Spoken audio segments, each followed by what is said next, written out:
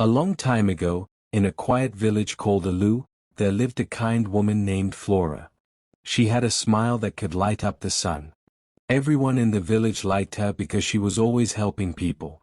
Flora was married to a strong and gentle man named Obina. He was a farmer who worked hard every day in the fields. He loved Flora very much, and she loved him too. They were happy together. But there was one thing that made Flora very sad. She had no child. Year after year, Flora and Obina prayed to the gods. They visited herbalists. They drank special roots. They danced at festivals. But no matter what they did, Flora's belly never grew. The women in the village started talking behind her back. "Iya, look at her," one would whisper. 10 years of marriage and not even one child. "She must be cursed," another would say. "Maybe she angered the gods." Flora heard the whispers. They made her cry at night. Obina would hold her and say, "Don't worry, my love. You are enough for me. One day, the gods will bless us." But not everyone felt the same. Obina's mother, Mama Uju, was angry. "You must take a second wife." Mama Uju shouted one day. "A man must have children to carry his name." "No, Mama," Obina said. "Flora is my wife. I love her. I will not leave her." Mama Uju hissed and stormed away. Flora felt like her heart was breaking. One hot afternoon, Flora went to the river to fetch water. She sat under a big tree, crying softly. She asked the river, "Why me? What did I do wrong?" Suddenly, she heard a sound. Splash! Splash! She looked and saw an old woman struggling in the water. The woman was holding her chest and gasping for air. Without thinking, Flora ran into the river. She pulled the old woman out and helped her sit on a rock. The woman looked weak and tired. "Thank you, my child," the old woman said in a soft voice. "You saved me." "I had to help," Flora said. "Are you all right?" The old woman smiled. Her eyes were bright like stars. "You are kind. Very kind. And for your kindness, I will give you a gift." Flora was confused. A gift? The old woman reached into her wrapper and brought out a small seed. It was shiny and gold like the morning sun. "Take this seed," she said. "Plant it in your backyard. Water it every morning before the rooster crows. When it blooms, your life will change." Flora was surprised. "Really? But how will my life change?" The old woman's eyes turned serious. "Every blessing comes with a secret. Be careful what you wish for." Before Flora could ask more questions, the woman stood up and walked into the forest. Just like that, she was gone. Flora looked at the seed in her hand. It felt warm. She held it close and walked home. That night, she told Obina what happened. He listened and nodded. "Let's plant it," he said. "We have nothing to lose."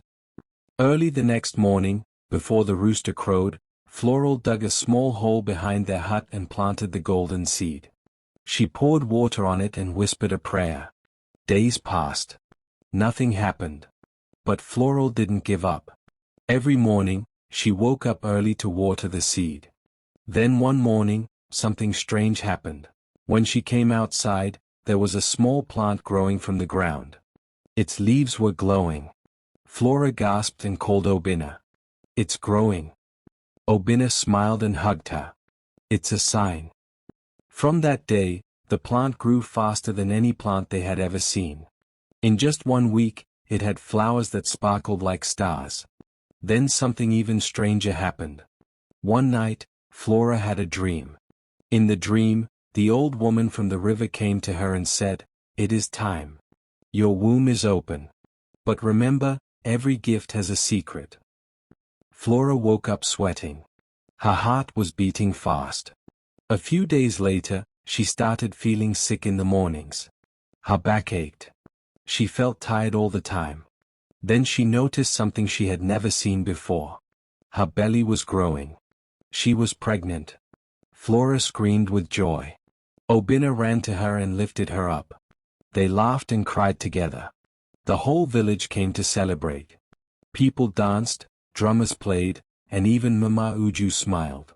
Flora is pregnant. The gods have done it. Everyone was happy. But at night, Flora had strange dreams. She dreamt of the river. She heard babies crying.